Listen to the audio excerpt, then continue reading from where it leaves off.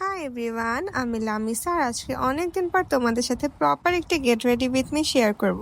ফার্স্টে আমার স্কিনটা একদম বেবি সফট রাখার জন্য অনেকগুলো ময়শ্চারাইজার অ্যাপ্লাই করেছি, দেন আমি প্রাইমার ইউজ করেছি। আর যারা বলে প্রাইমারে কোনো ইম্পর্টেন্স নেই মেকআপের আগে, তাদেরকে ধরে মার লাগানো উচিত। তারপরে আমি আমার ফেভারিট কনসিলারটা ইউজ করে নিব।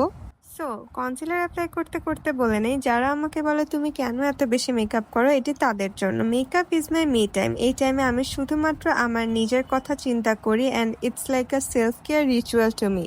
আর রাতে 2টা-3টা পর্যন্ত যে রিলস দেখি, তার জন্য যে ডার্ক সার্কেলস গুলো হয়েছে, তার জন্য 2টা-3টা কনসিলার তো মাস্ট অ্যাপ্লাই করা উচিত। আর একটা ইম্পর্টেন্ট কথা হচ্ছে, মেকআপ অনেক বেশি লং লাস্টিং করতে প্রত্যেকটা স্টেপের পরপর সেটিং স্প্রে অ্যাপ্লাই করতে কিন্তু একদম ভুলবে না। আর তোমরা তো দেখেছো ব্লাশ দেওয়ার টাইমে আমার একদম হুঁশ থাকে না, এগুলো সব এখন আমি পাউডার দিয়ে সেট করে নিয়েছি। আর যাদের কাছে মনে হয় স্মোকি আই করাটা অনেক বেশি কষ্টকর, তোমরা এভাবে ট্রাই করে দেখতে পারো। অ্যাজ আমি মেকআপে অনেক বেশি প্রো না বা কোনো মেকআপ আর্টিস্ট না, তাই আমি এরকম ফাঁকিবাজি হ্যাকগুলো ট্রাই করি। আর শোনো, এমন না যে তুমি এটি ফার্স্ট টাইম ট্রাই করলে হয়ে যাবে। মেকআপও অনেক বেশি প্র্যাকটিস করতে হয়। তুমি যত বেশি প্র্যাকটিস করবে, আস্তে আস্তে তোমার মেকআপ তত বেশি সুন্দর হবে, তত ভালো মতো তুমি সেট করতে পারবে।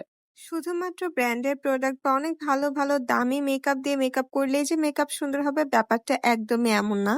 তুমি যদি তোমার স্কিন টাইপ কেমন আর সেই অনুযায়ী কি কি প্রোডাক্ট দিলে তোমার মেকআপ অনেক বেশি সুন্দর হয় ক্র্যাক করতে পারো, তাহলে দেখবে সবসময় তোমার বেস অনেক বেশি ফ্ললেস হবে, মেকআপ করলে সবসময় সুন্দর মতো সেট হবে। কথা বলতে বলতে আমি অলমোস্ট রেডি হয়ে গিয়েছি, এখন আমি চলে যাবো। এখানে একটি ট্রানজিশন করার কথা ছিল, কিন্তু আমি যেই খেতে বসে পড়েছিলাম, তো তোমাদের জন্য পিকচার অ্যাড করে দিলাম। সো আজকের জন্য এতটুকুই, বাই।